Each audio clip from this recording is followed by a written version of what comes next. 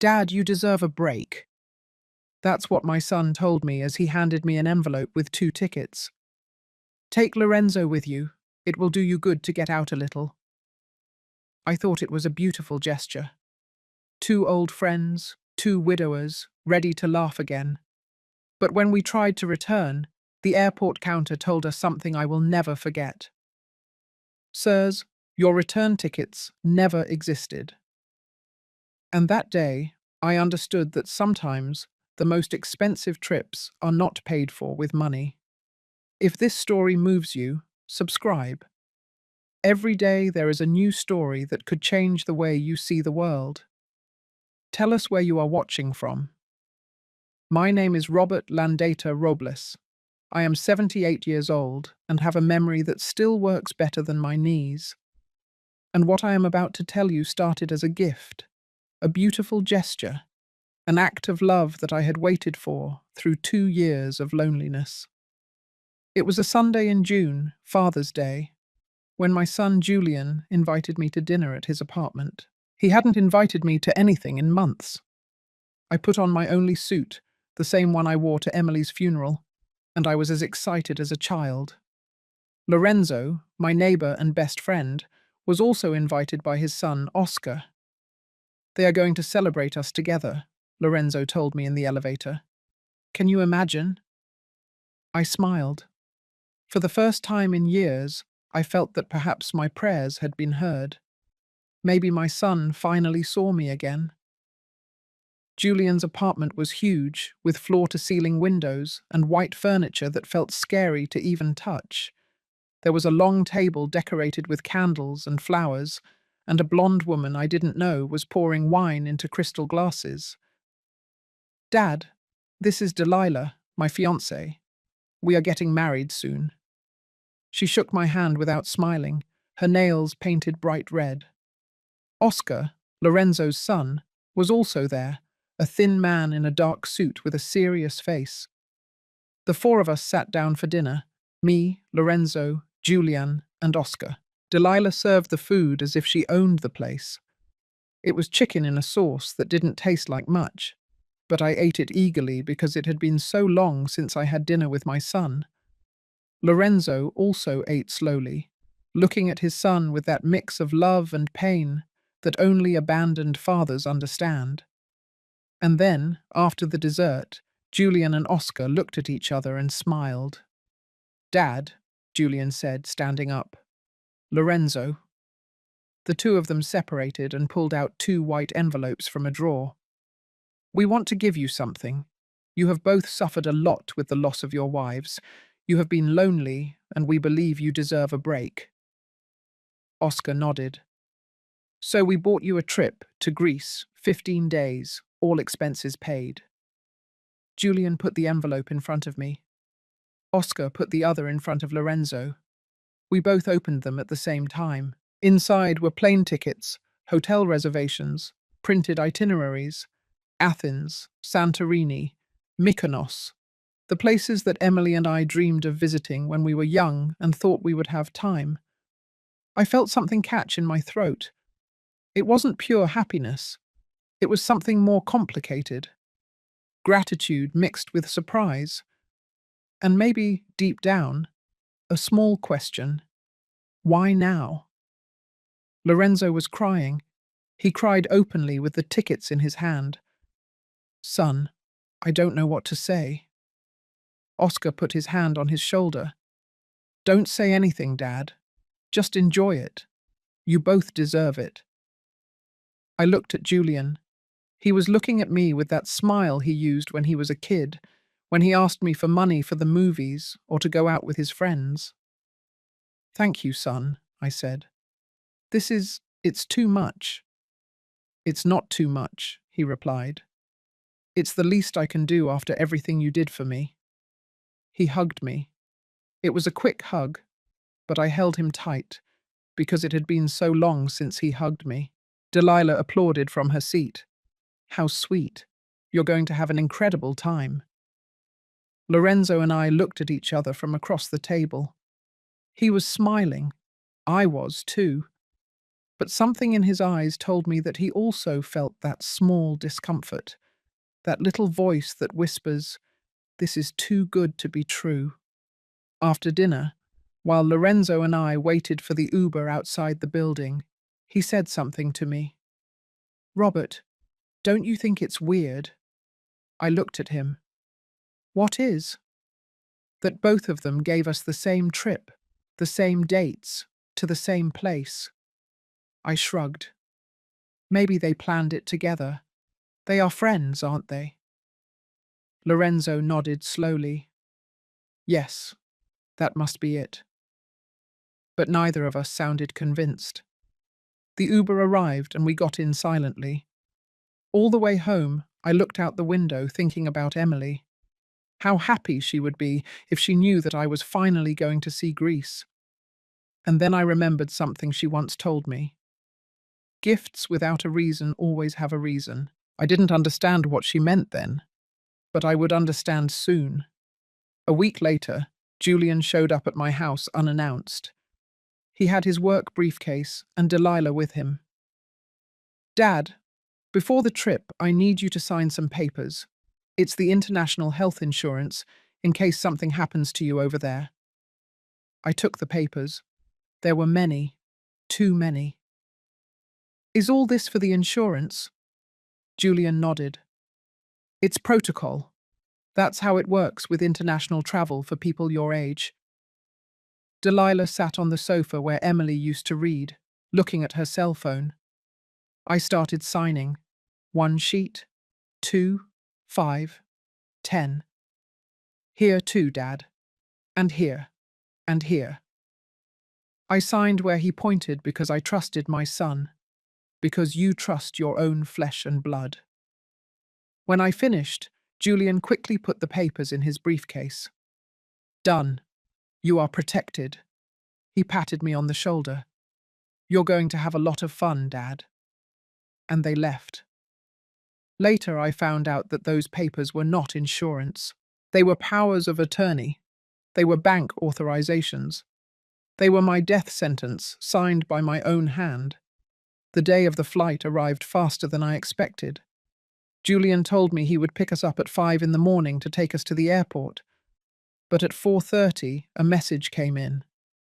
"Dad, I'm sorry. An emergency came up at the construction site. I sent Matthew. He will take you." Matthew is my grandson. He is 18 years old and is high-functioning autistic. He doesn't talk much, but when he talks, he says important things. He arrived in an Uber with eyes swollen as if he hadn't slept. All the way to the airport, he held my hand, tight, with desperation. Lorenzo was in the front, talking to the driver. I looked at Matthew. "Are you okay, son?" He didn't look at me. He just squeezed tighter. And when we got to the airport, when Lorenzo and I got out with our old suitcases, Matthew hugged me. He hugged me so hard that I felt his ribs against mine. "Grandpa," he whispered in my ear, "count the days." He said it so softly that I almost didn't hear him. "What did you say?" But he was already back in the Uber. I saw him through the glass. He was crying. Lorenzo put his hand on my shoulder. "Does that kid know something? Something we don't see yet?" On the plane, Lorenzo and I toasted with those cheap whiskies they give you in small plastic cups. We were excited, scared too, because neither of us had left the United States in years. "Do you think Greece is as beautiful as in the pictures?" Lorenzo asked me. "More beautiful," I told him. Emily always said that Greece was the place where the gods fell in love. Lorenzo smiled. "My wife said it was the place where the sea kissed the sky." We toasted to them, to Emily, to Lorenzo's wife, to the loves that left and left us alone. And then Lorenzo said something that gave me a slight chill, but I still didn't understand why. "Robert, do you know how much a trip like this costs?" I looked at him. "No. Why?" He shrugged. because it must be a lot of dollars. We fell silent. The plane shook with turbulence. A flight attendant passed by, smiling, and I felt something in my stomach. Something that was neither hunger nor nerves. It was a question still without form. When we landed in Athens, the heat hit us like an oven. The airport was huge, full of people speaking languages that sounded like music. Lorenzo and I carried our suitcases with our backs hurting, following signs we didn't understand. A Greek taxi driver charged us €120 for a ride that we later found out should cost €30. The hotel was in an old neighborhood, with cracked walls and a noisy elevator. But it had a window that overlooked the sea. And when I saw that blue sea shining under the sun, I felt something like peace. I threw my suitcase on the bed and took out my cell phone. I dialed Julian's number. I wanted to tell him that we had arrived safely, that Greece was beautiful. Thank you. The phone rang, and rang, and rang. Voicemail. Maybe he's busy, Lorenzo said, but he too had just tried to call Oscar, and he had also gone to voicemail. They must be sleeping, I said. But in New York it was 3 in the afternoon. I didn't sleep that first night in Greece. I stood by the window watching the Aegean Sea shine under the moon, full like a black mirror. It was beautiful, so beautiful it hurt. Because Emily should be there with me. She should be holding my hand and telling me, "See, my love, I told you. The gods fell in love here." But she wasn't there. There was just me, a 78-year-old man in a country where I didn't speak the language, with a phone that kept dialing his son's number without getting an answer. Lorenzo was snoring in the next bed. I kept standing. And sometime in the early morning I whispered something I didn't want to admit. "Julian, why don't you answer?" The question hung in the air, unanswered, like so many others in my life. The next 3 days were perfect, too perfect. We visited the Acropolis and took photos with the Parthenon in the background. We ate at tavernas where the waiters treated us like family and gave us free ouzo. We tried Greek wine, olives that tasted of sun, feta cheese that melted in the mouth. Lorenzo laughed. Me too. For moments we forgot that we were widowers, that we were alone, that our children barely visited us. But every night, when we returned to the hotel, we tried to call. Julian didn't answer. Oscar either. The WhatsApp messages stayed with a double grey check, sent, but not read. "Maybe they don't have signal," Lorenzo said, but his voice sounded hollow. "Maybe they are busy," I said, but I didn't believe it anymore. On the third night, Lorenzo sat on his bed and looked at me with those tired eyes of a retired construction worker. "Robert, I think something is wrong," and I couldn't answer him, because I believed it too. On the last day before trying to go home, Lorenzo and I walked through the port of Athens. There were docked boats, fishermen yelling, seagulls flying over our heads. Everything smelled of salt and fresh fish. Lorenzo stopped in front of the sea. "Robert, do you think our sons love us?" The question hurt me like a rock in the stomach, because I had been asking myself that same question for 2 years every time Julian cancelled a visit, every time he hung up quickly, every time he saw me but didn't look at me. "Of course they love us," I told him, but my voice trembled. Lorenzo nodded without conviction. "You're right. It's just that—" He fell silent. He didn't finish the sentence, because we both knew what came after that. "It's just that—" We walked back to the hotel in silence. We packed our bags. We went to bed early. The next day, we had to go to the airport. The next day, we would return to the United States. The next day, we would discover that the return tickets never existed, and that our sons had sent us away to die far from home. Julian was born on a Tuesday in October when I was 33 years old and worked on a construction site putting up walls for people who would never know my name. Emily and I lived in a rented room where the bathroom was outside and the rats ran at night. When the nurse showed him to me through the glass of the newborn nursery, with his wrinkled face and closed fists, I felt something I had never felt: fear of not being enough. With my first paycheck after the birth, I went downtown and bought shoes for Julian, white, small, perfect. They cost me 2 days of work under the sun. When I put them on his tiny feet, Emily cried. "Keep them, my love," she told me, "so that when he is big, he knows where he comes from." I kept them in a shoebox in the closet, but last year, when Julian emptied my house because, according to him, I couldn't take care of myself anymore, that box disappeared. "What about the baby shoes?" I asked him. He didn't even look at me. "I don't know what you're talking about, Dad. You are old. You're confused." And I kept silent, because contradicting your son is admitting that you lost his respect. When Julian was 20 years old and wanted to study architecture, I sold my guitar. It was the only thing I had left of my father, a Spanish one with metal strings that sounded like a storm when you played it well. But the university cost more than I earned in a year. So one Saturday I went to a pawn shop downtown, one of those where they look at you as if you were trash. The guy behind the counter checked it and offered me $300. "It's worth more," I told him, my voice trembling. "Then don't sell it," he replied, shrugging. But I sold it, because it was that, or telling Julian that he couldn't study. Emily found me that night sitting on the patio with empty hands, looking at the place where I used to keep the guitar. She didn't say anything. She just sat next to me and held my hand. 5 years later, when Julian graduated, I was in the front row with my only ironed suit. He went up to the stage to receive his diploma. I stood up to applaud with tears streaming down my face. He saw me and kept walking without stopping. After the ceremony, I looked for him. He was taking photos with his friends.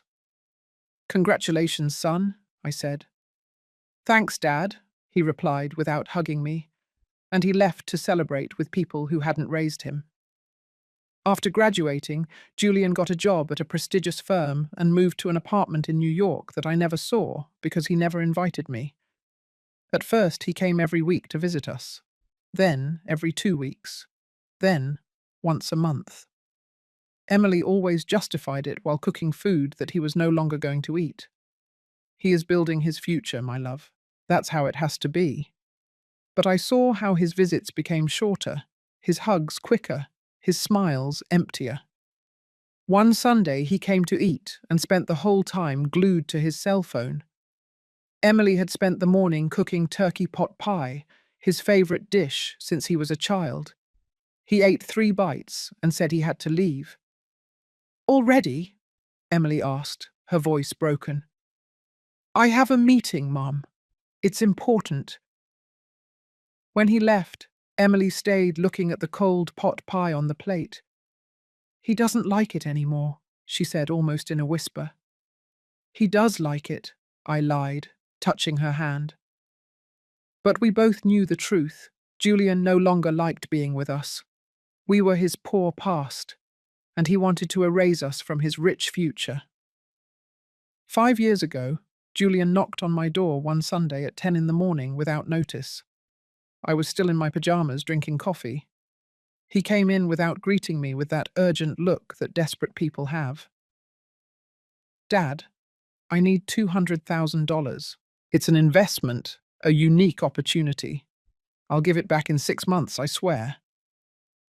I had those savings hidden in a coffee can under the sink. It was the money of my whole life, every dollar saved with sacrifice, kept for emergencies. Emily looked at me from the kitchen with eyes full of worry. "But it was my son, and you don't say no to your son." I took out the can, counted the money, and gave it to him. He didn't even count it. He just put it in his backpack and gave me a quick hug that smelled of expensive cologne. Thanks, Dad. I'll give it back in 6 months, I promise. 6 months passed. Then a year, 2, 3, 5. One day I gathered the courage to ask him, Son, what about the investment? He looked at me as if I had insulted him. Are you seriously going to charge me, Dad? After everything I gave you? Emily grabbed my hand under the table, squeezing hard. Leave it, my love. And I left it. But something inside me broke that day, like glass that cracks but doesn't fall until you touch it. Emily didn't die of any illness. There was no hospital, no doctors, no beeping machines. She died on a Thursday in February, while I went to the market to do the weekly shopping. She didn't want to go. I'm going to stay reading for a while, my love, she told me with that soft smile she used when she was tired but happy. Take your time. Take the opportunity to walk. I left thinking how lucky I was to have a wife who, after 45 years, still smiled at me like that. The market was full. I bought everything we needed: tomatoes, onions, chicken, bread. I had a coffee at a stand because it was cold. When I returned, 2 hours later, I entered the house calling her. Emily, I'm home. Silence. I went to the living room and there she was, sitting in her wicker chair by the window with her favorite book in her hands, 100 Years of Solitude. It was open to the page she liked the most, the scene where Aureliano discovers the manuscript. Her hands were still holding the pages gently, like someone holding something sacred. Her head was resting on the backrest, and on her face there was a trace of a smile, a small, calm smile, as if she had finally found what she was looking for. The afternoon light came through the window, painting her face gold. I approached slowly. Emily? I touched her hand. It was cold.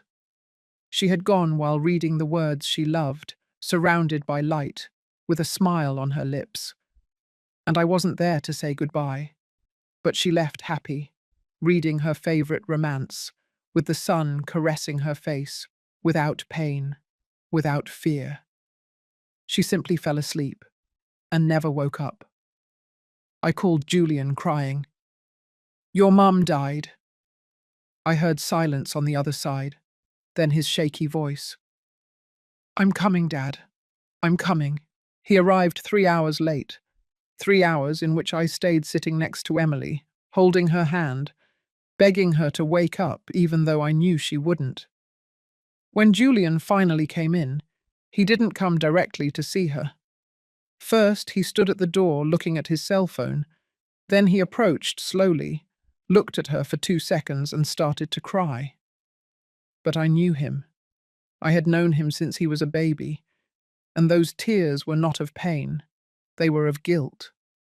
Guilt for not having visited her more, for not having called her more, for having let her die without telling her how much he loved her. And that guilt, instead of making him humble, made him cruel. At the funeral, while I was still watching them lower her coffin, Julian approached me and said, Dad, you should sell the house. It's too big for you alone. Emily had been buried for 2 hours, and my son was already thinking about money. The 2 years after the funeral were the longest of my life. The house became a museum of ghosts. Emily's perfume was still on the curtains, her shampoo in the bathroom, her hand cream on the dresser, her toothbrush next to mine. I couldn't throw anything away because everything was a part of her that I could still touch. Sleeping in our bed was impossible, too big, too empty. So I slept on the sofa with the TV on so as not to hear the silence. Lorenzo visited me every week. We came from the same pain. His wife had died 6 months after Emily. We sat on the patio playing dominoes without enthusiasm, drinking warm beer until the sun went down and we no longer had to pretend we were okay. Julian showed up every 2 months, always in a hurry, always checking his cell phone. And a year ago, he arrived with Delilah. He didn't introduce her formally, he just said, "This is Delilah," like someone introducing a new work tool. She sat on the sofa where Emily used to read, without asking permission, without taking off her shoes, and I felt that something sacred in my house had been profaned. Lorenzo told me about his pain on Sundays, when we had drunk enough beer for the words to come out on their own. My son never hugged me, Robert. Not once, not even when he was a child. Oscar was always cold, calculating, empty inside. When his mother died, he arrived at the hospital in his black accountant's suit, signed papers with the doctors, organized everything with cold efficiency, like someone closing a business deal. He never cried. Lorenzo cried alone in the waiting room, while the nurses cleaned the room where his wife had just died. I asked him why he wasn't crying, Lorenzo told me, his voice broken. And he told me, "Crying won't bring her back, Dad. You have to be practical." Practical. That word kept spinning in my head for days, because Julian was also practical, too practical, as if love were an unnecessary expense, as if we were an old problem that had to be solved. One day, drinking coffee in my kitchen, I told Lorenzo something I had never given importance to. Did you know that Emily inherited a plot of land in Brooklyn from her father? We never sold it because she wanted to leave it to Julian when we were gone. Lorenzo slowly put his cup on the table. How much is it worth? I shrugged. I don't know. It's an old lot with overgrown grass and trash, but it's in a good area. Lorenzo looked at me fixedly. Robert, Julian knows about that lot. I thought. Yes, Julian knew. Emily had mentioned it to him years ago, but he never brought it up in conversation. He never asked how much it was worth. He never showed interest. Until now. Why do you ask? I said. Lorenzo shook his head. Because my house in Los Angeles is also worth dollars. A lot of dollars. And Oscar has been asking about it lately. Too much. We fell silent. The coffee cooled in our cups, and although neither of us said it out loud, we both understood something horrible. Our sons did not give us a trip out of love. They sent us away for money. A week before she died, Emily had a bad day. She was tired, confused, saying things that didn't make much sense. I thought it was the exhaustion of old age. She called me with a weak voice from her chair. Robert. I ran to sit next to her. She held my hand with surprising strength. Her eyes, those brown eyes that had seen me young and had seen me grow old, were tearful. The important papers, she told me, breathing with difficulty. They are put away in the Bible, in my dresser. She fell asleep suddenly, with my hand still in hers. I thought she was delirious, that tiredness made her say nonsense. I never looked for those papers. I never opened the Bible. When she died a week later, I put the Bible in a box along with her clothes, her creams, her reading glasses, everything that still smelled like her. And I put the box in the back of the closet, where I wouldn't see it every day, and break down. Now, from Greece, I think about that Bible every day. What papers? Why did she mention them? And why did I never listen to her? On the plane to Greece, while the clouds passed beneath us like cotton mountains, I closed my eyes and heard Emily's voice again. The important papers, they are in the Bible. Lorenzo slept next to me with his mouth open and his hands crossed over his belly. I thought about everything we had left behind. The house, the memories, Emily's grave that I wouldn't visit for 2 weeks. I felt guilty, as if I were abandoning her. But Lorenzo had told me at the airport, "Brother, our wives would want us to do this, to live." And he was right. Emily always wanted me to see Greece. Now, finally, I was doing it, thanks to Julian. My son had given me this gift, and when I returned, I was going to thank him properly. I was going to look for those papers Emily mentioned. I was going to put my life in order. Lorenzo woke up and looked at me. "What are you thinking about?" "That we are lucky, brother," I told him. "Our sons gave us a second chance to be happy." Lorenzo smiled. "Yes, we are lucky." And at that moment, 30,000 feet above the Atlantic, flying towards a country we didn't know, with return tickets that we would soon discover never existed, we both truly believed it. The first days in Greece were an explosion of sensations. The white streets of Santorini shone under the sun as if someone had painted them that morning. It smelled of olive oil and oregano from the open tavernas. Lorenzo and I sat in a restaurant overlooking the cliff, trying to pronounce Efcharisto to thank the waiter. The waiter laughed tenderly and brought us ouzo without asking. "To the old men who still know how to laugh," he said, raising his glass. We toast. The ouzo burned, but it warmed the chest. Lorenzo was smiling. Me too. For a moment I forgot that my sons weren't answering the phone. For a moment I was happy, but it was a fragile happiness, like glass that you know is going to break. The next day we met Nicholas at the port of Athens. We were lost when a huge man with prison tattoos approached us. "Do you need help, grandpas?" He had a scarred face and scars that told violent stories. Lorenzo and I got nervous, but he smiled, showing gold teeth.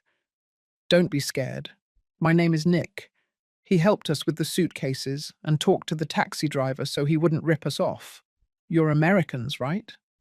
"I love Elvis Presley. I watched all his movies in prison." He gave us his number on a crumpled paper. "If you need anything, call me." The old guys look out for each other. 3 nights later, we found Nick at the same port drinking raki. He invited us to join him. We drank as the sun went down. Nick told us without being asked. "I spent 15 years in prison.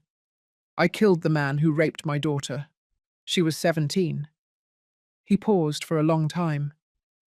"I got out 10 years ago. My daughter doesn't talk to me. She says I ruined her life by forcing her to remember. But I know I did the right thing." Lorenzo said something that chilled me. Sons forget quickly, don't they? They forget what we did for them, but they never forget what we didn't do. Nick nodded. Sons are selfish. All of them. Without exception. Every night I dialed Julian's number. Every night. Ring, ring, voicemail. Lorenzo couldn't reach Oscar either. The WhatsApp messages remained with a double grey check. Sent, but not read. On the 4th day I wrote him. "Son, I'm worried. Are you okay? Answer me, even with a yes." The message never turned blue. Lorenzo tried the same. Same result. We looked at our phones like time bombs. "Robert," Lorenzo said in a trembling voice, "something is very wrong." I nodded. Our sons were not busy. They were not without signal. They simply didn't want to talk to us. And that was worse than any emergency. On the 5th day, we went to an internet cafe. We paid $2 each. I opened my email. There was a message from the bank sent 3 days ago. "Dear Mr. Landita, your account has been closed at the request of the authorized co-signer. The balance was transferred according to the co-signer's instructions." I read it 3 times. "What co-signer?" "I am the account holder," I said out loud. Lorenzo stopped breathing. "Robert, me too." He showed me his screen. The same message. We stood looking at the screens in silence. The coffee smelled burned. The Greek music kept playing. But our world had just completely collapsed. We ran to the American consulate. The same official as before attended to us with annoyance. You two again? I showed her the bank message. They closed my account. I didn't authorize anything. She read it without interest. You have to take that up with your bank in New York. But I'm in Greece, I yelled. People turned around. I can't go to the bank. She sighed with false patience. Sir, perhaps your family closed the account for you. It's common in people your age to protect you from bad decisions. Lorenzo grabbed the counter. Protect us from what? She shrugged. From yourselves. You know how it is. We left feeling like trash, like useless old men who can no longer take care of themselves.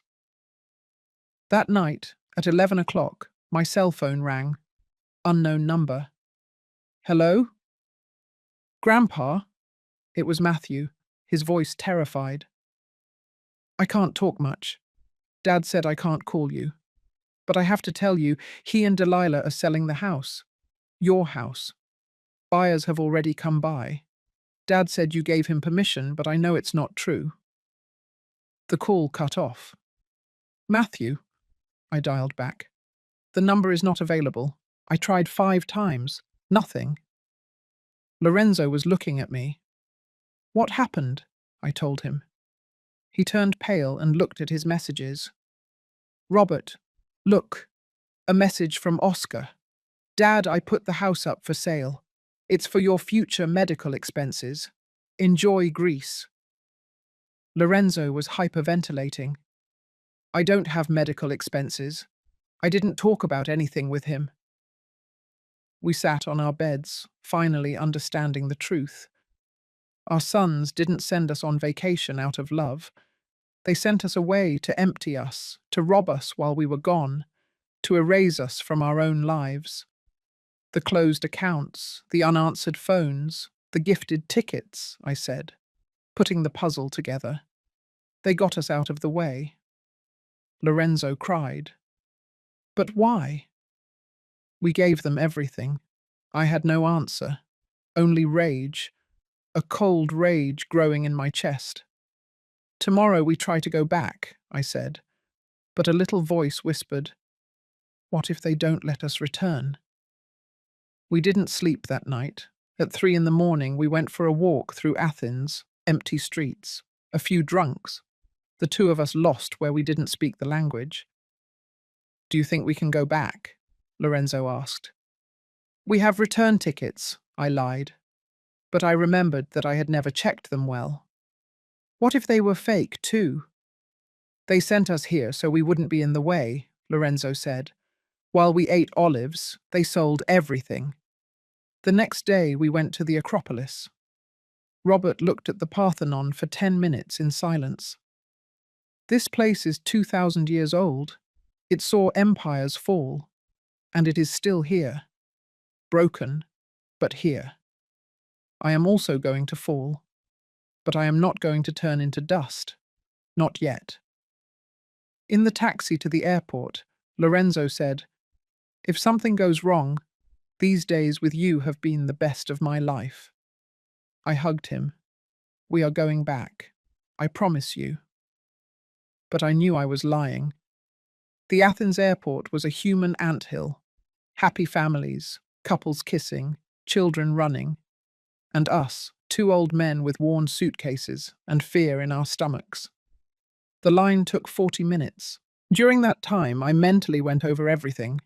Passport, ticket, identification, everything in order. See, Lorenzo, everything is going to be fine, I said, but his hands were trembling. When we reached the counter, a young employee greeted us with a professional smile. Passports and tickets, please. We handed her everything. She scanned the tickets. She frowned. She scanned again. The frown deepened. 1 moment, please. She called on the radio. Lorenzo looked at me. What's happening? In my stomach, I already knew.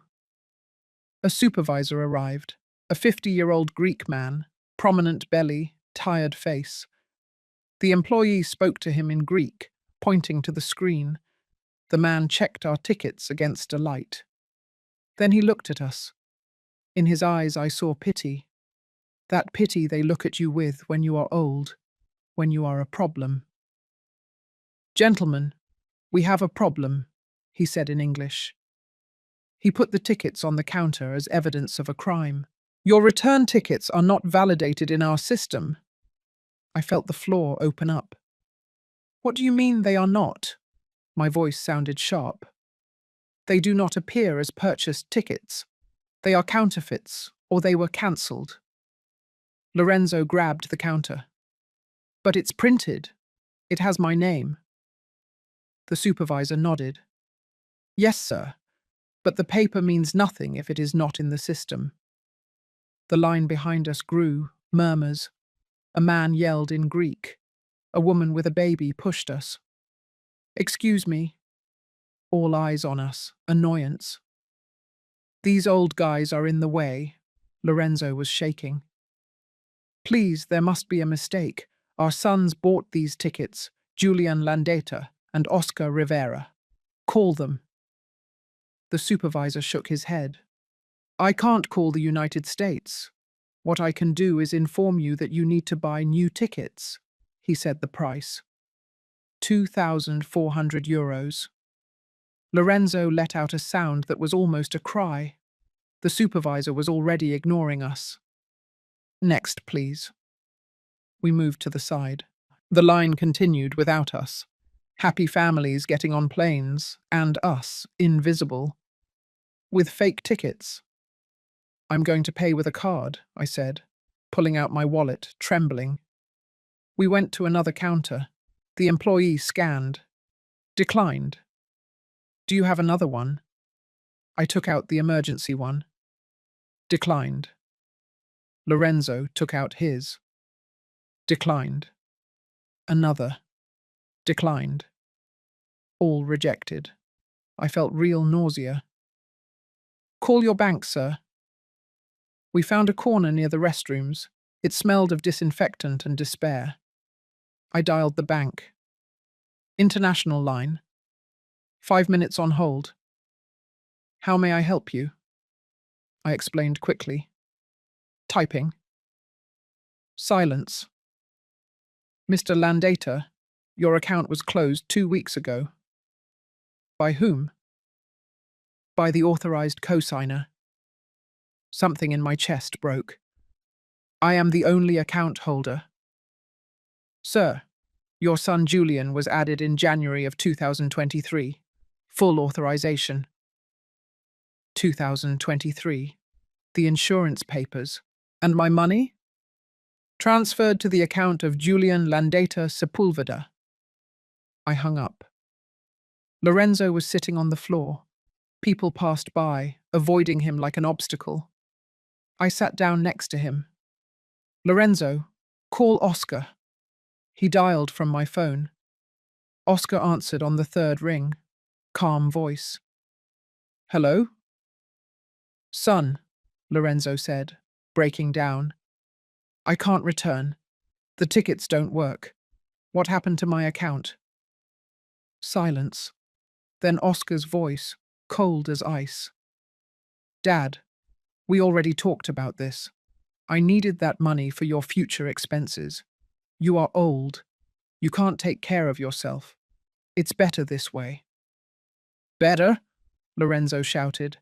"I'm stranded in Greece without money." Oscar sighed. "Relax. Enjoy a few more days. You'll find a way. I have to hang up. I'm busy." He hung up. Lorenzo fell to his knees right there in the middle of the airport and cried like a lost child.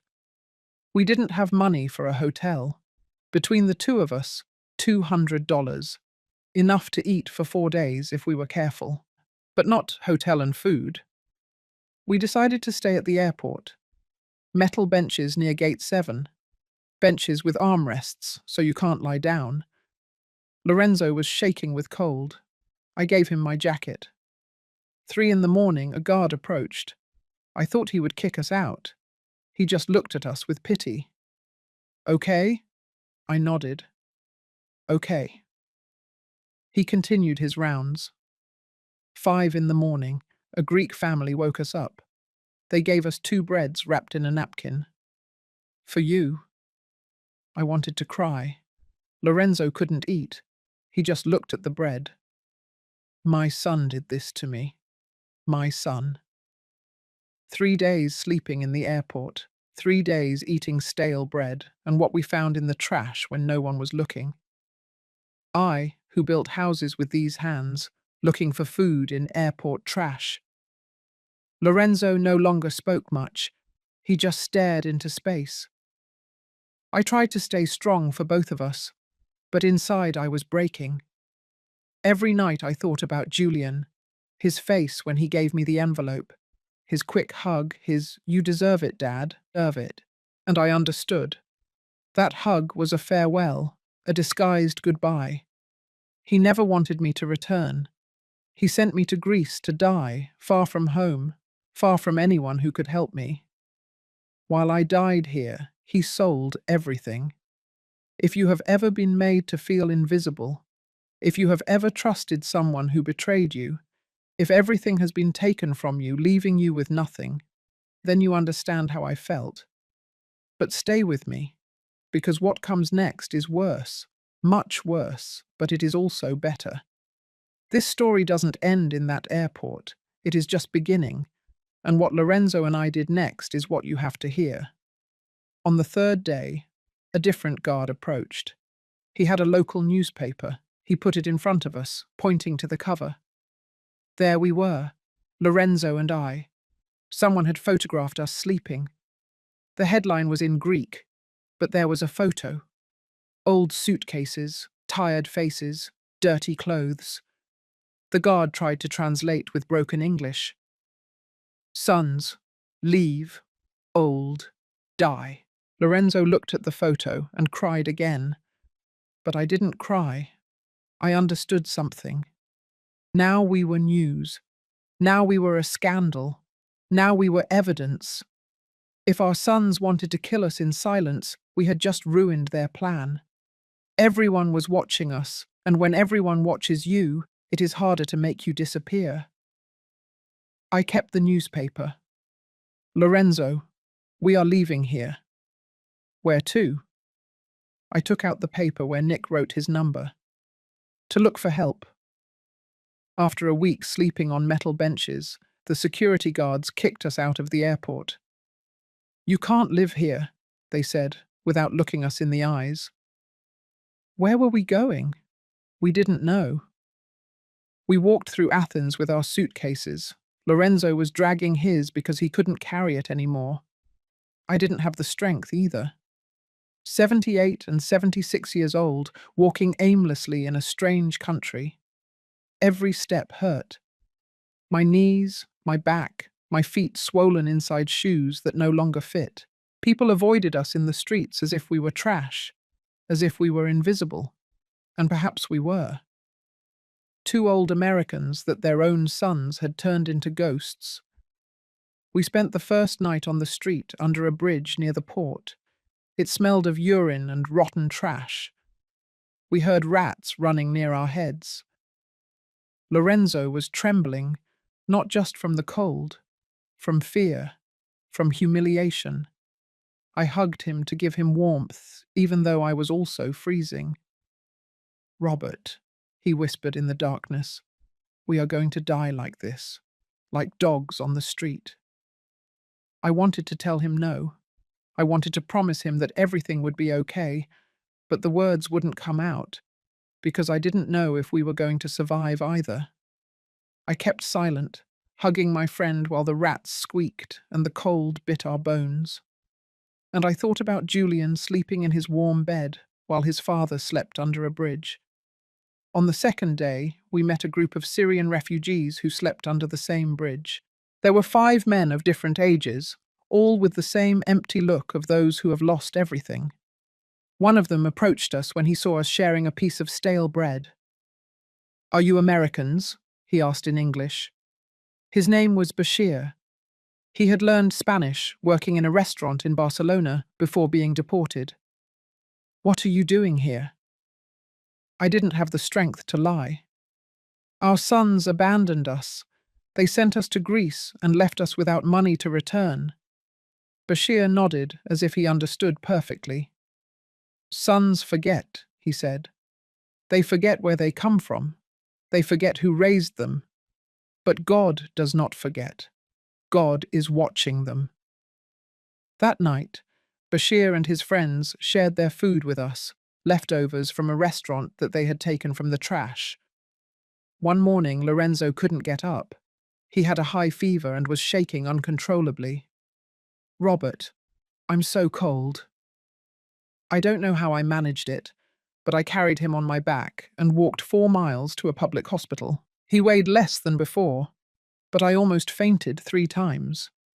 At the hospital, they made us wait 5 hours. When they finally saw us, a young doctor checked his temperature and pulse. "He has an infection. He needs antibiotics, rest, and nutritious food." They gave him only acetaminophen. "It's the only thing we can give for free," the nurse said. On the way back, I passed a market. I saw oranges in a basket. I looked around. No one was looking. I stole an orange, the first time I had stolen in 78 years of life. I cried as I walked with the orange hidden in my shirt. I cried as I gave it to Lorenzo. "Eat, brother." He ate, crying too. On the 5th day on the street, I managed to call the consulate from a payphone using my last coins. This time, a different official answered, younger, kinder. "Mr. Landeta, I read about your case in the newspaper. We are investigating, but these processes are slow. I need you to file a formal complaint." "How long does it take?" I asked. "It can take months," she replied. "Months?" My voice broke. "Mum, my friend is going to die. We don't have food. We don't have a home. We don't have anything." I heard her uncomfortable silence on the other side. "I am very sorry, sir. I will do what I can to speed up the process." She hung up.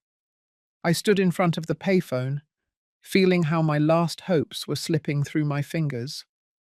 One afternoon, walking downtown, I saw myself reflected in a store window. I didn't recognize myself. The man in the reflection had an overgrown beard full of grime, dirty clothes that smelled of stale sweat, eyes sunken in dark sockets. He looked like one of those homeless people I used to see in New York and to whom I would give a few coins, feeling pity. Now I was that homeless person. "I built buildings," I said out loud. "I put up walls with these hands. I worked 50 years, and now I'm looking for food in the trash." I knelt down in that corner and cried. I cried without caring who saw me. An 8-year-old Greek boy walked by with his mother. He saw me crying. He let go of his mother's hand, approached me, and gave me a €1 coin. "For food," he said. His mother quickly pulled him away, but that coin in my hand weighed more than any burden I had carried in my life. That night, under the bridge, Lorenzo spoke in a low voice. The fever had gone down, but he was still weak. "Robert, I never told you, but I have to tell you now." He paused for a long time. "Oscar is not my biological son. His mother had an affair when we had been married for 3 years. She confessed to me when she was pregnant, but I decided to raise him as mine. I registered him with my last name. I gave him all my love." His voice broke. "And now I understand why he never loved me, why he never hugged me, why his eyes were always empty when he looked at me. He knew I wasn't his blood father." I hugged Lorenzo in that darkness that smelled of misery. "Lorenzo, listen to me. That doesn't matter. You are his father. You always were. The one who raised him, the one who fed him, the one who loved him. That makes you his father more than any blood." One afternoon, Walking through the port looking for food scraps in the closed restaurants, we heard a familiar voice. Americans! It was Nick. He was unloading boxes from a ship. When he saw us, he dropped everything. He ran towards us. His face changed when he saw us. What happened? Why are you like this? I was so ashamed that I couldn't speak. But Lorenzo told him everything. The airport, the fake tickets, the emptied accounts, the streets, the hunger. Nick listened without interrupting. When Lorenzo finished, Nick put his huge hands on our shoulders. Come with me, now. We can't bother you, I said. It's not a bother. It's an obligation. Among betrayed old men, we have to take care of each other. We walked behind him towards his truck. For the first time in days, I felt something like hope. Nick's house was small in the suburbs. 2 bedrooms, peeling walls, old but clean furniture. He gave us clean clothes that were too big for us. He prepared hot food for us, lentil soup, fresh bread, olives. Lorenzo and I cried, eating. We didn't remember the taste of hot food. Then he showed us a room with 2 beds and sheets that smelled of detergent. Rest. We'll talk tomorrow. Before leaving, he said something. My children also abandoned me. After I got out of prison, they never wanted to see me again. But I didn't give up. I got back what was mine. And you are not going to give up either. That night we slept in beds for the first time in 2 weeks. And although we were shattered, for the first time I thought, maybe we can go back. Maybe we can get revenge. The next morning, Nick showed us a box with newspaper clippings. I was also betrayed by my family. My brother kept my father's inheritance while I was in prison. But I got everything back. And I'm going to teach you how. I looked at Nick and understood. This man was not an angel. He was an avenger. And we had just found our teacher.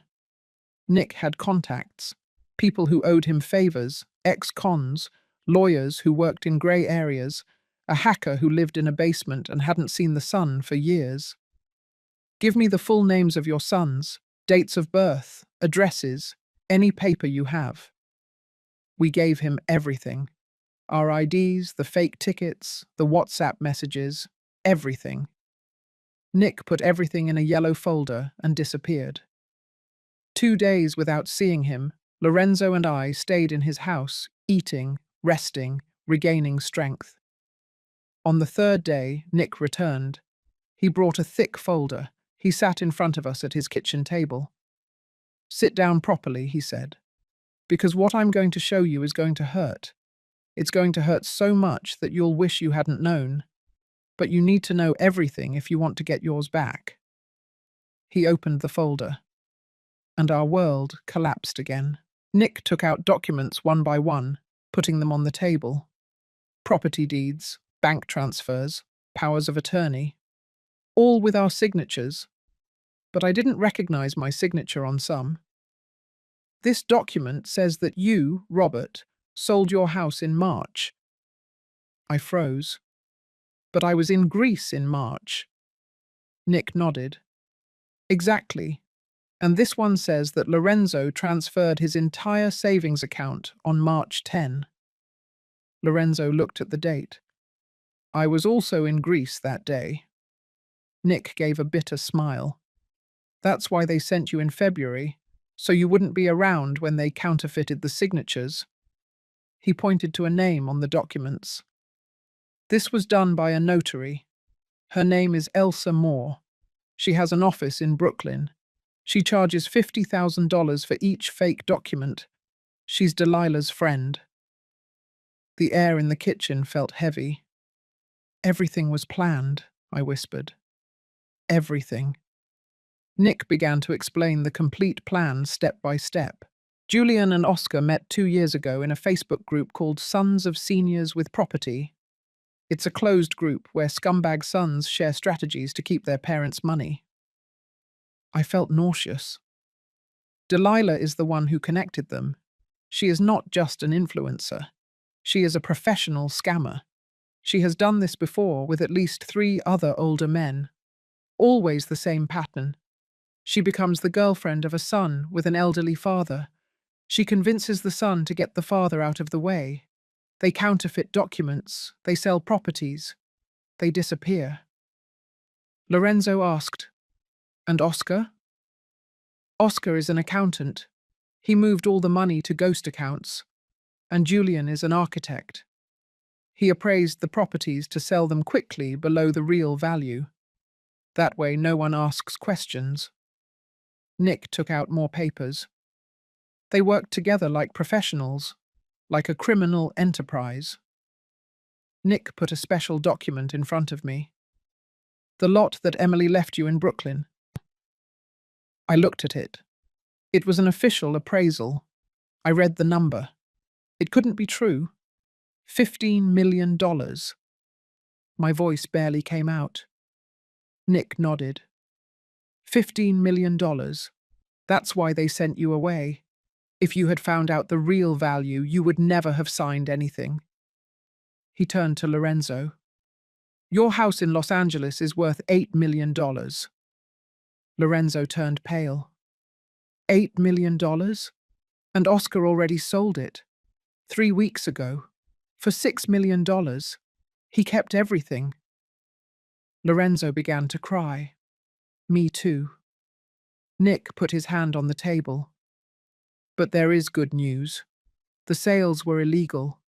We can get everything back. But first you need to know how much damage they really did. Nick took out his laptop and showed us screenshots of WhatsApp conversations. A friend of mine hacked Julian's phone, Lorenzo asked. Is that legal? Nick smiled. No, but counterfeiting signatures isn't legal either. He began to read the messages between Julian and Delilah. One said, Matthew suspects.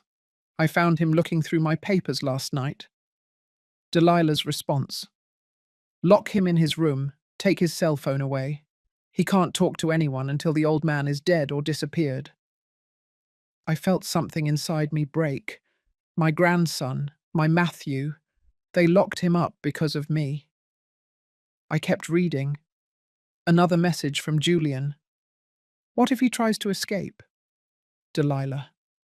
Tie him up if necessary. He is autistic. No one will believe him if he says anything. I threw up. Right there in Nick's kitchen. I threw up from rage, from pain, from impotence. Nick closed the laptop and took something out of his backpack. A small black device. This is a recording. My contact at a Greek phone company got it. It's illegal. It can't be used in court. But you need to hear it. He pressed play. It was Matthew's call, his scared voice. Grandpa, Dad said I can't talk to you. And then the cut. But it didn't end there. After the cut, a door was heard opening violently, Julian's voice shouting, Who the hell did you call? Matthew crying. No one, Dad, I swear. A hit. A cry of pain. Matthew. No. Dad. Please. Another hit. Another cry. The recording ended. Lorenzo and I were frozen. My son, I said. My son hit my grandson. Nick turned off the device. Your son is a monster. Both of them are. Nick took a deep breath. There's something else. Something I didn't expect to find. He looked me straight in the eyes. Robert, I investigated your whole story. Family, records, everything. And I found something. You have a sister, Bernice Landeta Robles. The world stopped. Bernice, how do you know that name? She disappeared 30 years ago. Everyone thought she was dead. Your family gave her up for lost. Tears were already running down my face. But she's not dead. She is alive. And she lives in Crete. 2 hours from here. I couldn't breathe. My sister is alive. Nick nodded. And she has information about your family, information that Julian never wanted you to know. Lorenzo grabbed my hand. Robert, you have to go see her. The next day, Nick drove us in his truck to Crete, 2 hours driving on roads next to the sea. We arrived at a small house with white walls and blue windows facing the beach. Nick knocked on the door. A woman opened it. 52 years old. The same face as my mother. The same eyes as my father. Bernice looked at me. I looked at her. 30 years of silence between us. Robert, she asked in a trembling voice. I couldn't speak. Just cry. She came out and hugged me. The two oldest people left in our family hugging after 3 decades. I thought you were dead, I managed to say. I thought you had forgotten about me, she replied, crying. Nick and Lorenzo left us alone. We went into her house, and my sister began to tell me her story. Bernice had fled the United States because her husband beat her. He almost killed me one night. I managed to escape. I took a plane. I changed my name. I never went back. She wiped her tears. 10 years ago, I tried to contact you. I found your house phone number, but the person who answered was Julian. I told him who I was. I asked to speak with you. He told me, my father doesn't want to know anything about you. You hurt the family a lot by running away. Leave us alone. The rage burned me. He erased you from my life.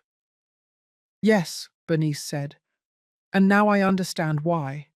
Because I am an international lawyer. I work for the European Union on financial fraud cases. If I had been in your life, Julian would never have been able to rob you. She stood up and went for her laptop. Nick told me everything, and if what he investigated is true, your son and Oscar are going to prison. But I need all the evidence. Nick smiled. Evidence is all I have. Bernice opened her laptop and started working.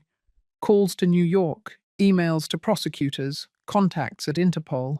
I watched her work and thought, my lost sister is saving me. But then she said something. Robert, there's something else. Emily wrote to me before she died. She sent me a package. She asked me that if something happened to you, to give it to you. She said, if Julian betrays me, give this to Robert. I have that package. Do you want to see it?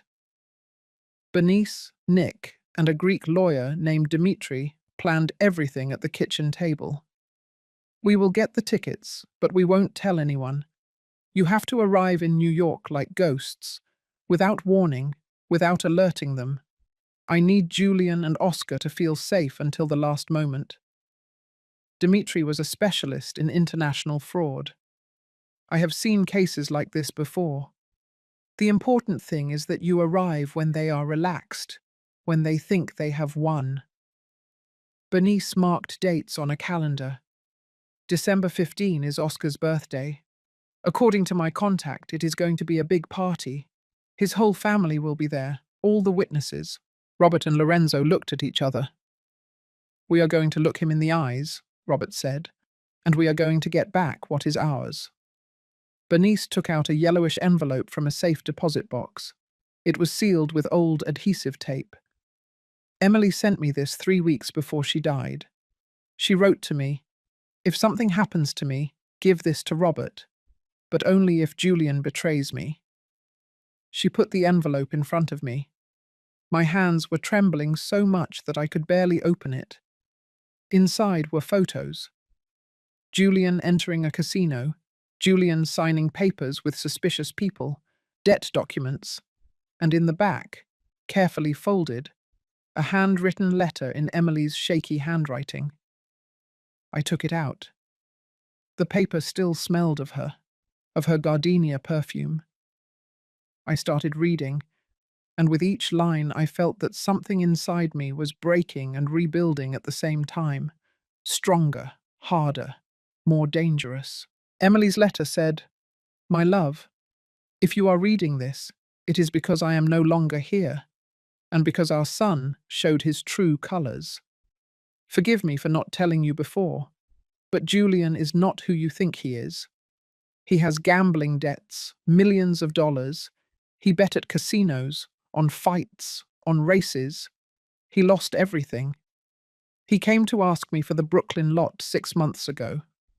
I told him no, that that lot was for you, for your future. He got furious. He threatened me. He told me, if you don't give me that lot, I will solve things my way. I am scared, Robert, but I also left evidence. In the Bible that is on my dresser, there is a USB stick hidden in the lining. Everything is there. Photos, videos, documents. Use it if something happens to me. I love you. I always loved you. Emily. The letter fell from my hands. Lorenzo picked it up and read it. When he finished, he looked at me with eyes full of tears, but they were not tears of sadness. They were of pure rage. I read the letter 3 times. Each time the words hurt more. He threatened her, I said out loud. My son threatened Emily while she was dying. While I worked to feed her, he was threatening her to rob her. I clenched my fists so hard that my nails dug into my palms. Lorenzo put his hand on my shoulder. Nick approached and put his hand on mine too. That's why we are going to destroy him, Nick said. But with the law, not with violence. With the law, because the law is going to put him in a place where he will pay every day for every tear he caused you. Bernice nodded. You are going to see him fall, Robert. I promise you. And you are going to see him from above, you standing, him on the ground, as it should be. Bernice bought the plane tickets that same afternoon. Tourist class. Departure on December 14. They would arrive in New York on the night of the 14th, rest, and on the 15th at night they would go to Oscar's birthday party. She showed the invitation that her contact had intercepted on her laptop. Look, big celebration. Oscar Rivera's house. 8 p.m. Dress code. Elegant. It will be full of people. Friends, family, acquaintances, all the witnesses we need. Robert smiled. It was the first time he had smiled in months. But it wasn't a warm smile. It was a cold smile. A scary smile. Perfect, he said. I want there to be witnesses. I want the whole world to see them fall. The following days were for preparation. Bernice trained us as if we were actors. You can't cry when you see them. You can't scream. You can't show emotion. You have to enter as if you had been on a happy vacation, smiling, relaxed. Because I need them to give themselves away. If you arrive furious, they will defend themselves. But if you arrive calm, they will confess, thinking they can still manipulate you. Lorenzo asked in a trembling voice, what if they attack us? What if they try to hurt us? Nick stood up. I am going with you, and I'm not going alone. 3 of my friends are going to accompany us. Ex-Greek Marines who now work as private security. No one is going to touch a hair on your head, Bernice added. And the police will be waiting outside. When I give the signal, they will enter and arrest all of them. The days leading up to the trip, Robert felt something he hadn't felt since before Emily died. Purpose, reason to live. Lorenzo felt it too. They went together to a Greek barber who cut their hair and shaved their beards. Then they went to a market where they bought cheap but decent suits, black, tie, polished shoes. They tried everything on in front of a mirror. We are going to return as kings, brother, Lorenzo said. As kings who come to reclaim their kingdom. They hugged, they cried, they laughed. For the first time in months, they felt alive. Not just surviving, living, with purpose, with a future, with revenge waiting for them on the other side of the ocean. 2 days before the trip, Bernice received a call. Robert and Lorenzo were packing their bags when they heard Bernice screaming in Greek from her office. She came out with her cell phone in her hand. Her face was pale. "Robert, sit down." "What happened?" "Sit down, please." I sat down. Lorenzo, too. Bernice took a deep breath. "My contact in New York just sent me information. Matthew is in the hospital." I felt the world stop. "What?" Bernice began to show me photos on her cell phone. Matthew in a hospital bed, connected to machines, bruises on his face, eyes closed. Delilah hit him. She pushed him down the stairs. He's in a coma. He's been like this for 3 days. I stood up. "I have to go. I have to go now." Bernice grabbed my arm. "Robert, wait. Listen to me." But I didn't want to listen. I wanted to run. I wanted to fly. I wanted to be with my grandson. Bernice held me tightly. "If you go now, Julian will know you are alive. He will move all the money to accounts where we will never find it. He will hide the evidence. He will destroy everything we have against him. And then you won't just lose your money, you will lose the opportunity to put him in prison." "He is my grandson," I shouted. "He is in a coma." "And he is going to be fine," Bernice said firmly. "The doctors say it is an induced coma to protect his brain from swelling. He is going to wake up. But if you arrive early and Julian escapes, Matthew will never have justice." Lorenzo hugged me. "Brother, if we lose now, Matthew suffered for nothing. We have to wait." I didn't sleep that night. I walked along the beach in Crete until dawn. Lorenzo accompanied me in silence. When the sun came up, I said, "I'm going back, and I'm going to make Julian pay for every tear of Matthew's, for every blow, for every second of pain." Lorenzo nodded.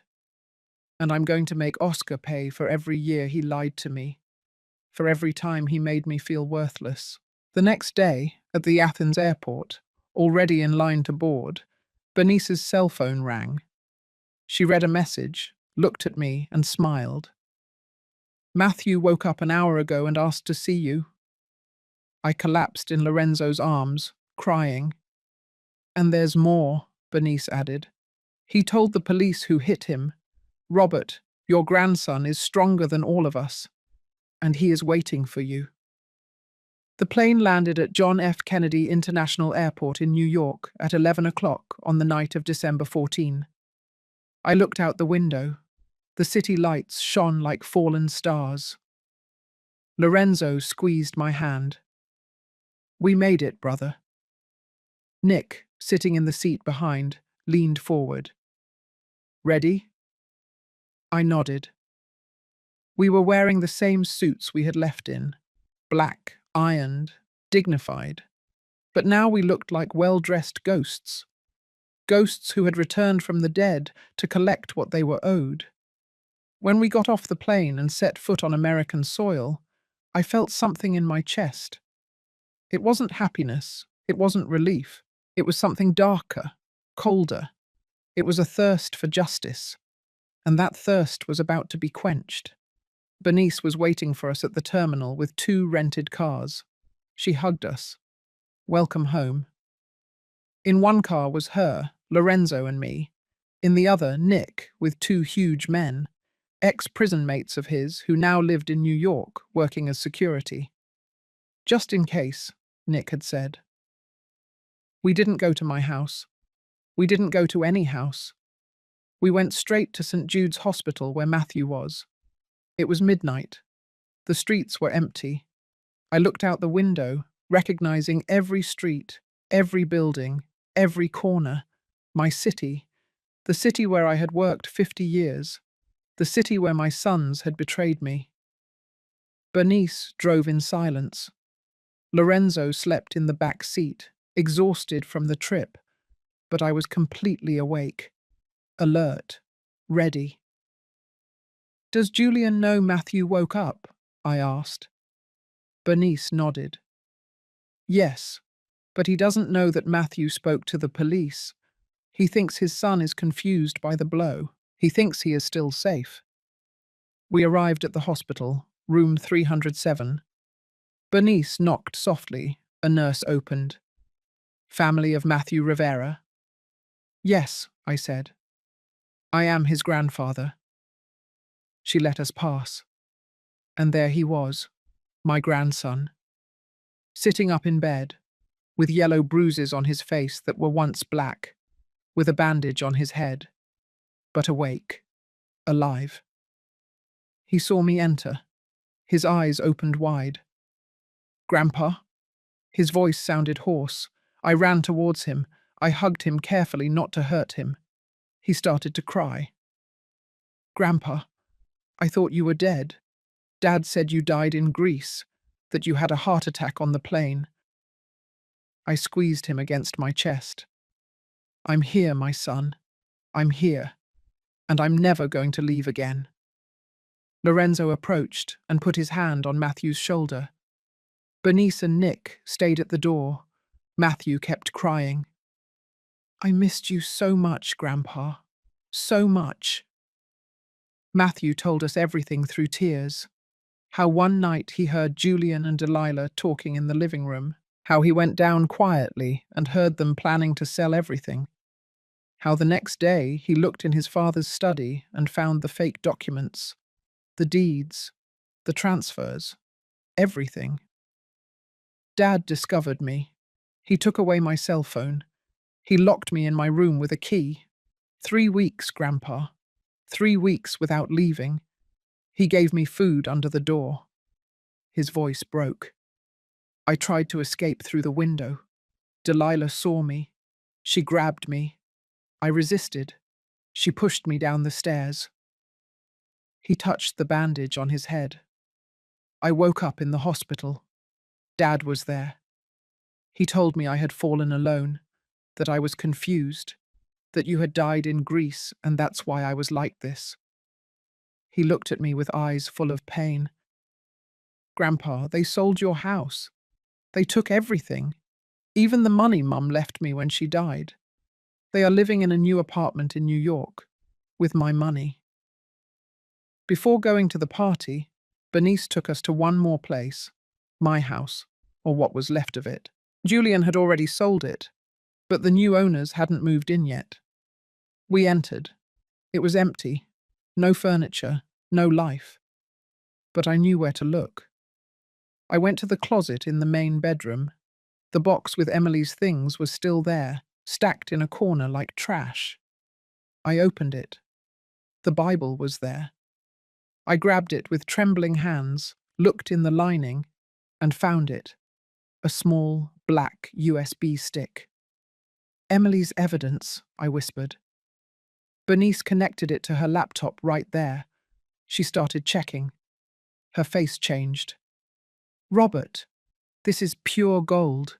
Photos of Julian in casinos, videos of him threatening Emily, debt documents. With this..." She buried him. I put the USB stick in my pocket. "Thank you, my love," I said to Emily softly. "Thank you for protecting me until the end." I held his hand. "Matthew, tonight we are going to Oscar's birthday party, and you are coming with us." He got scared.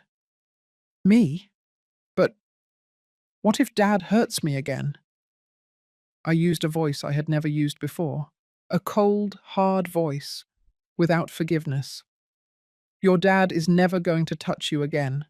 I'll take care of that. I promise you." Bernice approached. "Matthew, we need you to come. We need the police to see you there. We need you to tell your story in front of everyone. Can you do that?" Matthew looked at his grandfather. Then he nodded. "Yes, I can do it." The doctors didn't want to let him leave, but Bernice spoke to the hospital director. She showed legal documents. In the end, they signed a temporary permit. At 7 o'clock on the night of December 15, Matthew left the hospital with us, dressed in clean clothes that Bernice had brought, pale but standing, ready to see his father fall. Oscar's house was in an expensive neighborhood in Los Angeles, large, with a garden, with colored lights hanging on the trees. Music was heard from outside, laughter, people celebrating. We arrived in the two cars, Bernice, Lorenzo, Matthew, and me in one, Nick and his two friends in the other. It was 9 o'clock at night. The party was in full swing. We got out. I wore my black suit, Lorenzo too. Matthew was between us. Bernice rang the doorbell. No one answered. The music was too loud. She pushed the door. It was open. We entered. The hallway was full of balloons. The living room was full of people.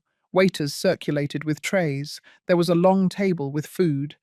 And at the back, next to the window, with a champagne glass in his hand, laughing at something someone was saying to him, was Julian. My son. The man who had sent me to die. Someone saw us first. An older woman. She screamed. Oh my God! Everyone turned around. The music kept playing for a few more seconds. Then someone turned it off. The silence was total, absolute, as if someone had pressed pause on life. Julian froze with the glass halfway to his mouth.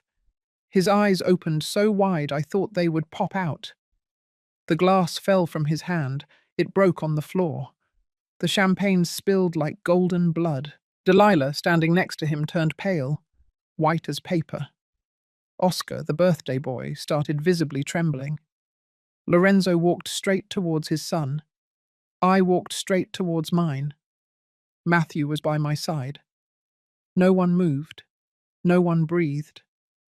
Just us, walking through that room full of strangers. Ghosts, who had returned from the grave. I stopped 3 feet from Julian. I didn't touch him. I didn't yell. I just looked at him. And with the calmest voice I had used in my life, I said, Hello, son. I'm back. Julian tried to speak. His mouth moved, but no words came out. Dad, we thought... I interrupted him. You thought I was going to die in Greece. I know, I read everything, I saw everything. The fake documents, the transfers, the threats to Emily, the messages about locking up Matthew. His face changed from white to green. I know you hit your son. I know you locked him up. I know you sold my house. I know you emptied my accounts. I know everything, Julian. Everything. I pointed toward the entrance door. And now they are coming. 2 police officers entered, then 2 more, then 2 more. 6 police officers surrounding the room. The police didn't waste time. One of them took out papers. Julian Landeta Robles, Delilah Sepulveda Torres, Oscar Rivera Mendoza. You have arrest warrants for fraud, counterfeiting documents, child abuse, and domestic violence. Delilah screamed. This is a mistake. I didn't do anything. It was him, she pointed to Julian. He planned everything. Julian looked at her, betrayed. The police put handcuffs on them. A woman at the party turned out to be Elsa Moore, the notary. They also arrested her. You don't understand, Julian shouted as they dragged him away. He is old. I just wanted to protect him. I looked at him. You hit my grandson. That is not protection. That is monstrosity. Julian tried to approach me. Nick stepped in, his huge hand on Julian's chest. Don't even think about it. The police took them away. Delilah screaming, Oscar crying, Elsa silent, and Julian. Julian looked at me. Before they took him out the door, I approached. I whispered something in his ear, something no one else heard. He turned pale. He started to cry. His legs gave way. The police had to carry him. I turned around. I hugged Matthew. It's over, my son. Everything is over. As the police cars drove away with sirens, Lorenzo asked me, "What did you tell him?" I looked at the floor. I told him that Emily told me everything before she died, that she told me he threatened her, and that now she can finally rest in peace, knowing that he is going to pay. Lorenzo hugged me. We cried, but not out of sadness, out of relief, out of justice, out of victory. 3 weeks after the arrest, the day of the trial arrived. The room was full. Journalists, curious people, people who had read the story in the newspapers. Julian, Oscar, Delilah, and Elsa Moore, sitting on the defendant's bench in cheap prison suits. They looked small, scared. Bernice was part of the prosecution team as an international fraud expert. When she took the stand dressed in her black suit, with perfectly organized documents, with her firm voice explaining every transfer, every counterfeited signature, every movement of money, I looked at her with pride. My sister. The sister I thought was dead for 30 years. Now she was there methodically destroying my son's defense. The accused planned this for 2 years. They used fake documents, corrupt notaries, and took advantage of the vulnerability of 2 seniors. This was not a mistake. It was organized crime. The judge listened, taking notes. The defense lawyer looked smaller and smaller. When Matthew was called to the stand, I felt scared for him. He was young. He had suffered so much, but he walked with his head held high. He sat down. The prosecutor asked him, "Can you tell us what happened?" Matthew began to speak in a trembling but clear voice. He told everything. The confinement, the 3 weeks without leaving his room, the food under the door, the attempt to escape, Delilah pushing him down the stairs. Suddenly, Julian stood up, shouting, "My son has autism! He doesn't know what he's saying, he's confused!" The judge banged his gavel. "Order!" He looked at Julian with contempt. "Your son is diagnosed with high-functioning autism. His cognitive ability is perfect. His testimony is completely valid. And you, Mr. Landeta, are you going to keep silent, or will you be removed from this room?" Julian sat down. Matthew continued telling his story. Every word was a stab in his father's chest, and every word was true. When I was called, I calmly took the stand. The prosecutor asked me to tell my story, and I told it. All of it. From the Sunday Julian invited me to dinner, to the envelope with the tickets, to the Athens airport discovering that I couldn't return, to sleeping under a bridge, to eating from the trash, to the hospital where I found Matthew. I spoke for 40 minutes. The room was in complete silence. Some people cried. When I finished, I said something I had been wanting to say for months. I gave life to that man. I fed him. I educated him. I sold the little I had so he could study. And he tried to take mine. He tried to kill me far from home to keep my money. But he did not succeed. He did not succeed because I am stronger than his greed, because I have something he never had. Dignity. I got off the stand. Julian had his head down. He didn't look at me once. Julian's lawyer attempted a pathetic defense. "Your Honor, my client acted with good intentions.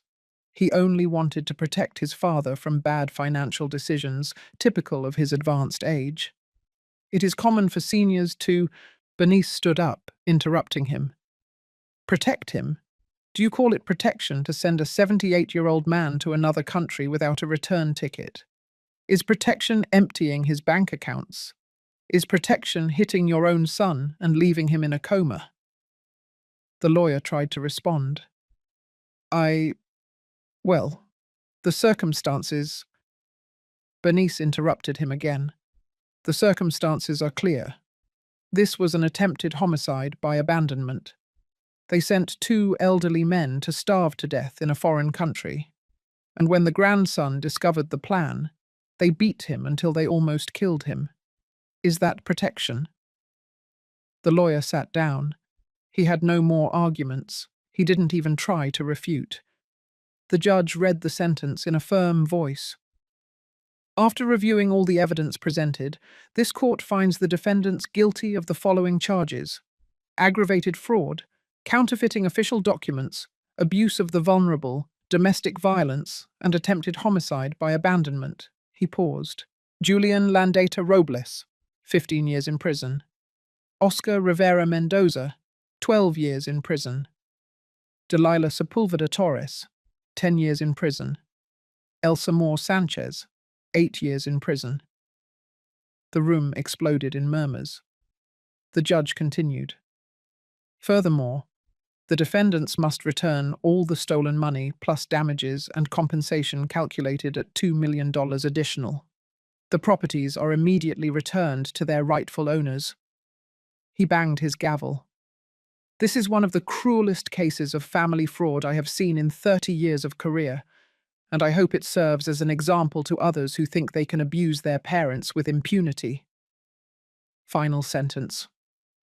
Lorenzo grabbed my hand. We both cried. While the guards took the condemned away in handcuffs, Julian turned around.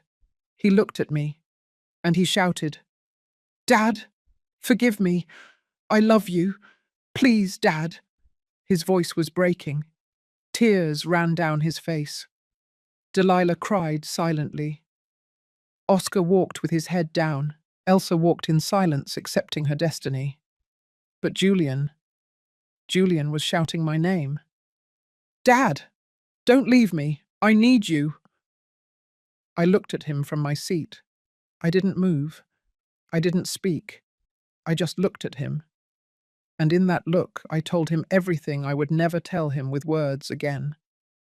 I told him, "It's too late. There is no forgiveness. There is no turning back. You are my son. You will always be my son, but you are no longer part of my life." I watched him until he disappeared through the door. Matthew was next to me. He hugged me. "Did you do the right thing, Grandpa?" I nodded, because I knew I did. After the trial, Bernice took me aside. "Robert, I investigated more about Delilah, and I found something you need to know." She took out some papers. "Delilah has a daughter. Her name is Lucy. She is 8 years old. She lives with her maternal grandmother in Miami. The girl doesn't know anything about what her mother did. The grandmother is a decent woman who works cleaning houses to support the girl." She showed me a photo. A girl with big eyes and a shy smile. "Why are you telling me this?" I asked. Bernice looked at me seriously. "Because that girl is going to grow up without a mother. She is going to grow up with the stigma of being the daughter of a criminal. She is going to suffer for something she didn't do. And I thought that maybe you would want to do something." I kept looking at the photo. "What do you want me to do?" "You decide. But I thought you should know that she exists." I put the photo in my pocket. For 3 days, I thought about that girl. A week later, Matthew and I traveled to Miami. We found the grandmother's house. It was small, poor, but clean. We knocked on the door. A woman in her 60s with a tired face opened. "Yes?"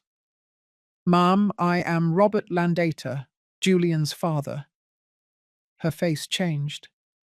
You are..." "Yes, I am your daughter's victim." She started crying. "Sir, please forgive my granddaughter. It's not her fault. She doesn't know anything." "I know. That's why I came." We went in. The girl was sitting on the floor doing homework. She looked at me with those huge eyes.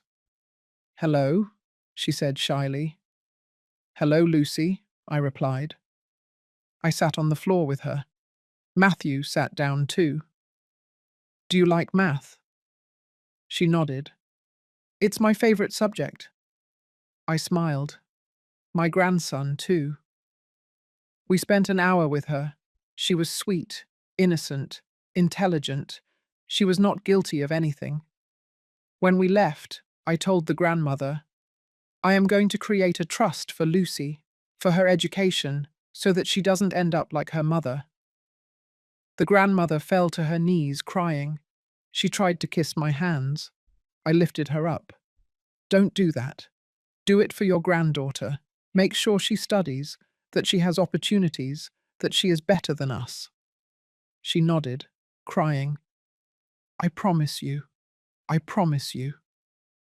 On the way back, Matthew asked me, Grandpa, why did you help her? Her mum almost killed us. I looked out the window. Because that girl is innocent, and because breaking the cycle of revenge is the only thing that makes us different from them. If I had let her suffer for her mother's sins, I would have become the same as Julian. Matthew nodded. I love you, Grandpa. I love you too, my son. 3 months later, a letter arrived from prison. It was from Julian. He asked for forgiveness.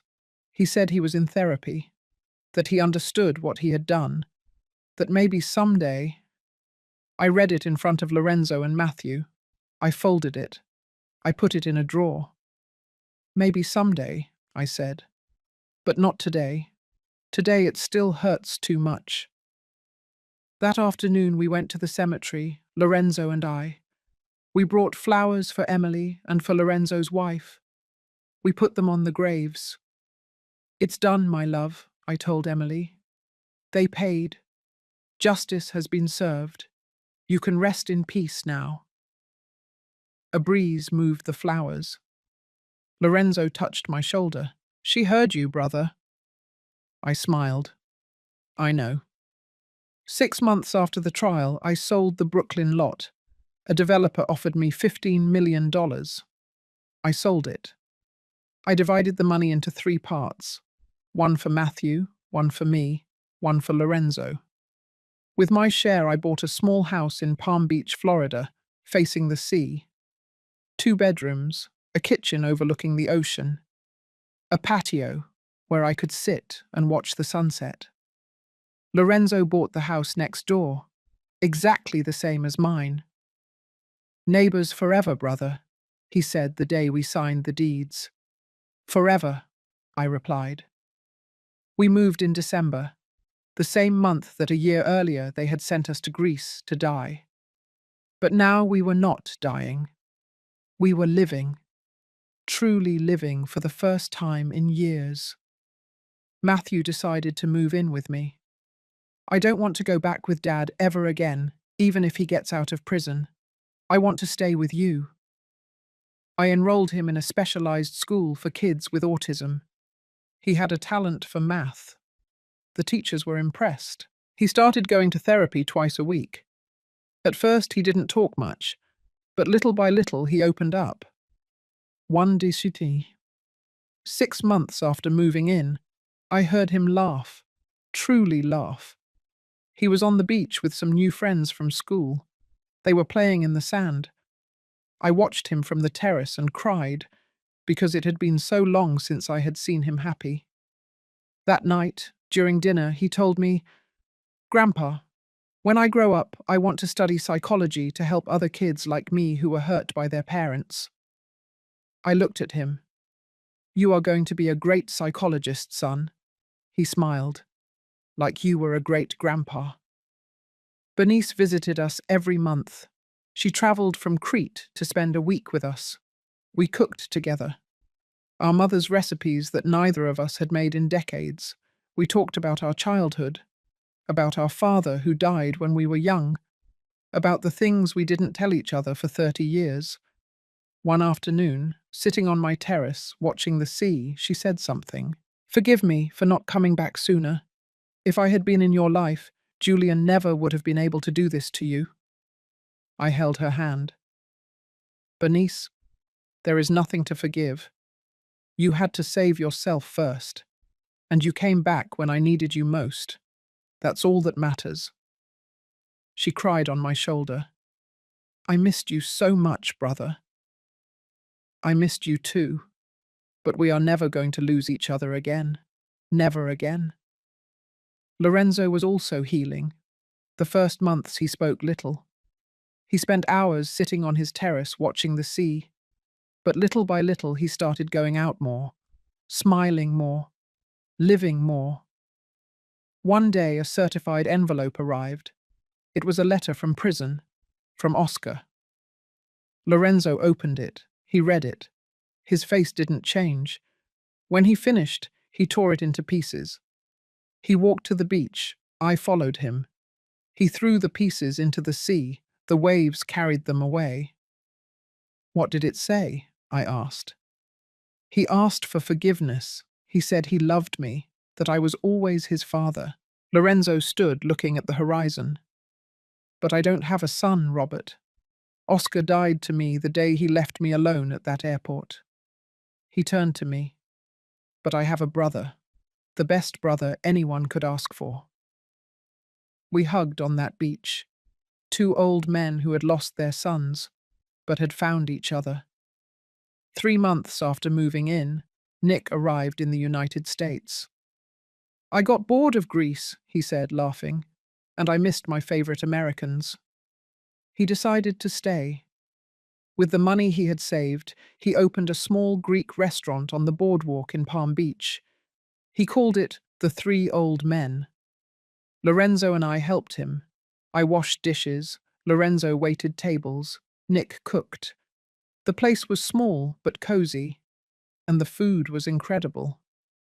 At night, when the restaurant was full, Nick told our story. How we met in Greece, how he helped us when we were on the street, how we returned to the United States to get back what was ours. Tourists listened with tears in their eyes. Some asked us for photos. You are heroes, they told us. We are not heroes, I replied. We are just survivors. One day I received a call from a journalist. He wanted to interview me for an article. I accepted. The article went viral. Then came more interviews. Television, radio, social media. Suddenly everyone knew my story. They started inviting me to give talks at senior centers, community centers, universities. I accepted all of them. My message was always the same. Don't let your children convince you to sign things without reading them. Don't let them make you feel like you are in the way. Don't let them treat you as if you were a problem. You built this country with your hands. You raised families. You worked your whole life. You deserve respect. You deserve dignity. And if someone tries to take it away from you, even if it is your own son, fight. Fight until the end. People applauded me standing up. Then they came to hug me, crying, telling me their own stories of family abuse. I listened to them. I hugged them. I told them they were not alone. 3 years after the trial, I made a decision that had been eating away at me. I decided to visit Julian in prison. I went alone. I didn't tell anyone. When I arrived, a guard took me to the visiting room. Julian entered. He had changed. He was thinner. His hair completely white, his face marked by years. He looked 20 years older. When he saw me, he started to cry. Dad, thank you for coming. We sat separated by a metal table. I didn't come to forgive you, I told him. I came to tell you something. I moved on. I have a new life, a new family, and I am at peace. I looked him in the eyes. And I hope you find peace too, that you use these years to understand what you did, to change, but it will be without me, because I already let you go. I stood up. Goodbye, Julian. Dad, wait. I left without looking back. Lorenzo was waiting for me outside in the car. How do you feel? I was silent for a moment. I took a deep breath. Free. For the first time in 3 years, I feel completely free. Lorenzo smiled. Good, because it's time for us to leave the past behind. We drove back to Palm Beach in silence. But it was a comfortable silence. The silence of two people who no longer need words to understand each other. That night we had dinner at the Three Old Men. Nick prepared his specialty for us. Matthew was there too. Bernice had arrived for a visit that morning, the five of us having dinner together, laughing, telling stories. And I thought, this is my family, not the family that gave me blood, the family that I chose. One afternoon, sitting on the beach, the Three Old Men and Matthew, I said something I had been thinking about a lot. I learned something in these years. I learned that family is not blood. Family is choice. Lorenzo is not my blood brother, but he is more my brother than anyone. Bernice was lost for 30 years, but she came back when I needed her most. Nick was a stranger in a Greek port, but he saved my life. And Matthew is my son, not my grandson. My son, because I chose him, and he chose me. Matthew hugged me. I love you, Grandpa. I love you too, my son. Lorenzo and Nick toasted with beers. To the chosen family, Lorenzo said. To the chosen family, we all repeated. 6 months later, Matthew gave me a gift, a book, with a hard cover and golden letters. I wrote it, Grandpa. It's our story. I opened it. The title said, The Tickets That Never Existed. I started reading. By the 3rd page, I was already crying. Matthew, it's so that others know that you can survive, he said, that you can start over, that it's never too late. I hugged him tightly. I am so proud of you. Now I am 81 years old. Lorenzo is 79, Nick 75, Matthew 21, Bernice 55. Every day we sit on my terrace to watch the sunset. Every day I am grateful to be alive. I am grateful to have survived. I am grateful to have returned. Because Julian wanted to bury me. He wanted to leave me to die alone in a strange country, but he didn't know something. The seeds that you bury in fertile soil do not die. They grow. They become stronger. They break the earth and come out towards the sun. And I was a seed, an old seed, but still alive. And when they buried me, I did not die. I grew. Today I look at the sea and I smile, because I am at peace, because Emily can rest, because Matthew is safe, because Lorenzo found a brother, because Bernice came home, because Nick found a family, and because I lived again. And you? If you were Robert, would you have forgiven your son? Or are there betrayals that do not deserve forgiveness? Tell me in the comments where you are watching from. I want to know what you think. If this story touched your heart, leave me your like and subscribe. Every week I share real stories of people who lost everything and got it back, because surviving is not enough. You have to live again. See you in the next story.